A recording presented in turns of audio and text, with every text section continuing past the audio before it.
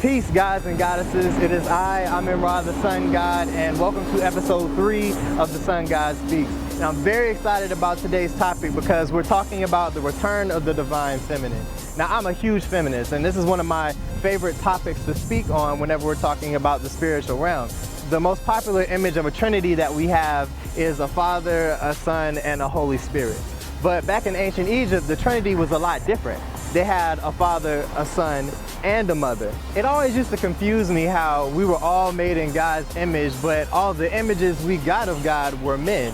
So for women, it had to be difficult to find a connection to that. And so as a woman, you know what, I'm made in God's image, but it looks nothing like me. You know, I don't really can't feel any connection to that. And the way women treat each other today, the way men treat women today, I think is a huge reflection of that. And the beautiful thing about that is when you look about God as a consciousness, of course, a consciousness doesn't have one face. It can come in many different shapes and forms and textures and skin colors. So when we're talking about the divine feminine, of course, God could appear as a woman or the goddess. And once women begin to start looking at themselves like that, a lot of things begin to change, especially the way we interact with children. So as a woman, a conscious woman is able to raise conscious children and be a conscious member of society.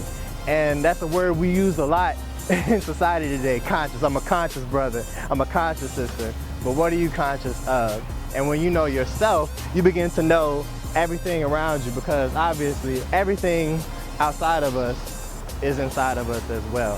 So the present day application of this knowledge is for us to all slow down and to really think about who we're in relationships with and who women really are, and the importance of loving ourselves and loving our women as we love ourselves.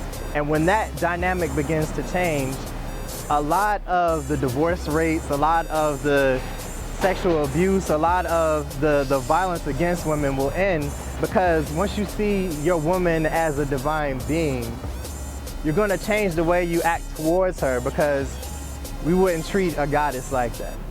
All right, so let's rethink, let's retool, let's reprogram the way we look at ourselves and the way we look at our women in society, so we can have this new movement and what it means to be a feminist. And for my men out there, being a male feminist, it's very important for us to start looking at women as equals so that we can change our society and that we can all improve.